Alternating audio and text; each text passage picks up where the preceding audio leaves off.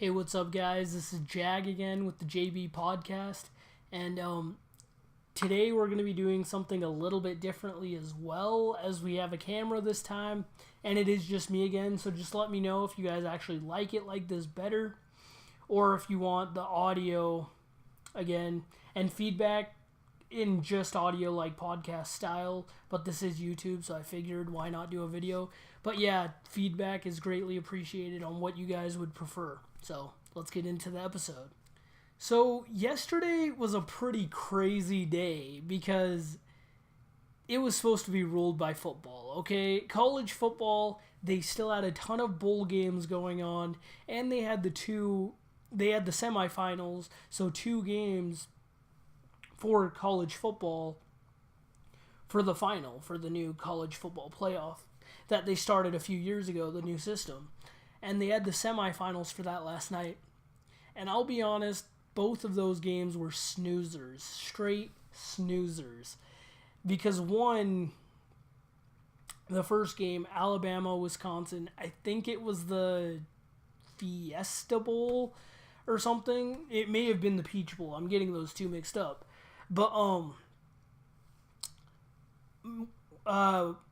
Washington scored the first 7 points, and we thought, oh wow, this might actually be a game. But no, Alabama scored 24 unanswered to end the game, and they blew them out. It was pretty much a snoozer. And then the second game was somewhat more interesting if you're a Clemson fan. I mean, Clemson was the higher ranked team. They were ranked number 2, and Ohio State was 3, but a lot of people still had Ohio State getting that win. But they didn't. They got blown out. They got shut out, actually, 31-0. And just as it looked like, hey, maybe they might have a chance, Clemson just kept pouring it on, ended up winning 31-0, like I said. Both of those games were actually snoozers. But the NBA was absolutely crazy.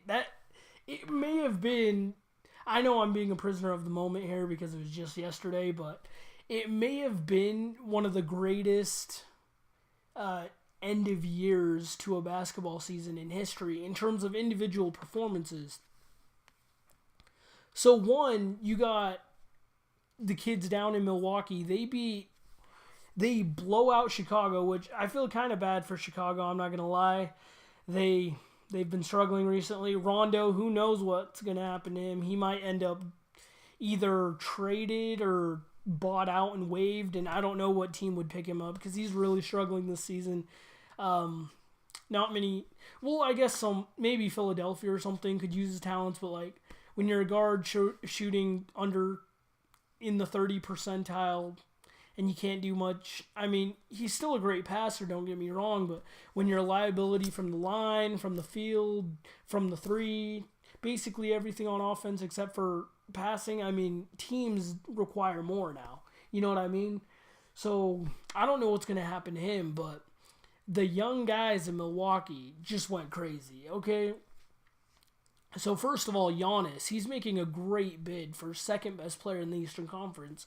And to a lot of people, he's already the best player, or the second best player, sorry. LeBron still has that best in the East crown, obviously, but he went off. He had 35 points, 7 rebounds, 9 assists, and then 7 blocks to go along with 2 steals. And 7 blocks, I mean, he's huge, and he's really athletic, so, like, you figure, oh, he can block anyone's shot. But still, 7 is ridiculous. Okay, and then not only that, Jabari poured in 27 points. I mean, he has a chance at the All-Star game this year. I'm not sure if he'll make it, but he has a chance. And then Brogdon, their rookie. I mean, no one really saw him coming. He went later in the draft. I mean, he wasn't like the hyped-up player, but he went off. He had a triple-double, the first triple-double of his career, and the first rookie, actually, this year to have a triple-double, and the first since Elfrid Payton in 2015. So it's been a year and a half since a rookie had a triple-double. I mean, he's going crazy. And honestly, Joel Embiid right now is running away with Rookie of the Year, but Milwaukee's in the playoffs likely, and if Malcolm Brogdon keeps doing stuff like this, maybe he'll slide in there. But, I mean, Embiid is having a great year, too. It's just Philadelphia sucks, so you never know. And then, second, we have the Cavs-Hornets game, which the first half for LeBron and Love, they were amazing. They scored over 20 each that first half. And then Love kind of died down in the second half. LeBron wasn't amazing in the second half either, but he finished with 32 points, 9 assists, and 6 rebounds. And it was an afterthought. Like, no one in their lines of the night or whatever were like, oh yeah, LeBron's in here. I mean, and that's because, well, one, Brogdon, Giannis already, but that's because the two craziest games, Westbrook, we all know what he's doing right now. He's a beast, okay? He's doing it all for his team. And against the Clippers, with an injured Chris Paul and an injured Blake Griffin, they had no chance, as Austin Rivers was basically one of their top 3 players. They had absolutely no chance. So he goes off for a triple-double in the first half. And not only that, in 23 minutes and 26 seconds, which he's already had a triple-double before, that with it under 24 minutes, but this one broke his own record, and it's the third fastest triple-double in NBA history, which is ridiculous, okay? This guy can do it all. Second half, he didn't even really play that much because OKC was up by 30, so why do it? I mean, and then, so he still had a pretty decent-sized triple-double. But then we got to talk about that man in Houston, man. James Harden was an absolute monster. First of all, I just want to give props to the New York Knicks. Carmelo Anthony went out early with an injury, or I'm not sure what it was, but they kept the game close. I mean, most people would have thought, oh, Houston will blow them out now. They're without, like, their leader and arguably their best player. Porzingis might have surpassed him as the best player on the Knicks right now, but I don't know. It's still Carmelo's team, you know. But you got to give props to Jennings and Derrick Rose for keeping him in it, but it didn't matter. I mean, the game was close for most of the game, and in the end of the fourth, it really blew open. But first off, Harden in the first half had 24 points, 9 rebounds, and 10 assists. Almost a triple-double like Westbrook, but his was a little bigger in the first half. Excuse me. But his was a little bit bigger in the first half, and then he just goes absolutely beast mode in the second half. He finished with 53 points, career high, by the way. 17 assists, ties a career high, by the way, and he's had 17 assists 3 times this year already, which is ridiculous. And 16 rebounds, which is 1 away from his career high. And it's the first game in NBA history where a player had 50 points, 15 rebounds, and 15 assists in the same, in a triple-double game. So this guy is doing amazing things. I mean, you just got to hand him the MVP so far right now.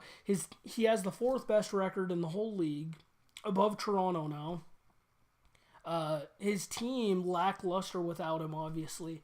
I mean, he's just a monster. And another side note is, it's kind of crazy how the last 50-point triple-double was like 30 years ago, and now we've had 2, one from Westbrook and one from Harden so far this year. But that's beside the point. I mean, this was even coming off a back-to-back. James Harden is a monster, okay? And he's the clear MVP candidate right now. And it was just beautiful to see. Honestly, I might rewatch that game right now because that's just crazy. And again, props to the Knicks for sticking in it and allowing those stats to happen. Because if they weren't in it, then D'Antoni would have sat Harden a long time ago. But fortunately, we got to witness history, and Houston was fortunate enough to pull off and get that W. I mean, if it was Anthony Davis, they probably would have lost, sadly. But, yeah, that's just ridiculous. And then, last thing I do want to say, lost in all of this, everyone is just going crazy over all these individual performances that were ridiculous.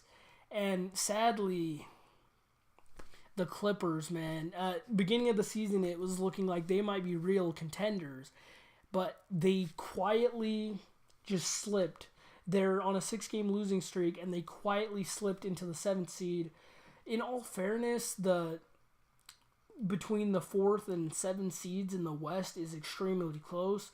And the Clippers, if they were in the East right now, would be the 3rd seed, but sadly they're in the West. I mean, the Clippers are basically guaranteed a playoff spot because the 8th seed is like 6 losses lower than them. So they're basically good for a playoff spot, but it looks like their hopes may be dwindling. I mean, even when Chris Paul and Blake Griffin come back, if they come back 100%, which it's going to take time, but if they even come back 100%, we saw with San Antonio a few years ago, right after they won the title, they slipped to the 6th seed and lost in the first round. I mean, when you're facing one of the best teams, I mean, if they lose the season ended today, they would face the Spurs, and they'd most likely lose. I mean, even fully healthy. So they really need to get a top 4 seed, and I just don't know if that's possible right now, to be honest with you. But I mean, who knows? Chris Paul and Blake Griffin are both great at what they do. Chris Paul is one of the best leaders in the game, still one of the best point guards, so you never know, but it's just unfortunate to see for them. I mean, the injury bug, I mean, it's just sad to see. But yeah, that's all I have for you guys today. And again, just let me know if you like this setup with the camera and just me, and if you don't, then yeah, feedback is greatly appreciated. And then please like, subscribe, and then comment down below what you guys thought of the New Year's games, or if you guys had a chance to catch the games. And again, just happy holidays. It's been a great first half of the season. Well, really first 3 months of the season for the NBA. And I can't wait for more. So yeah, I'll see you guys next time.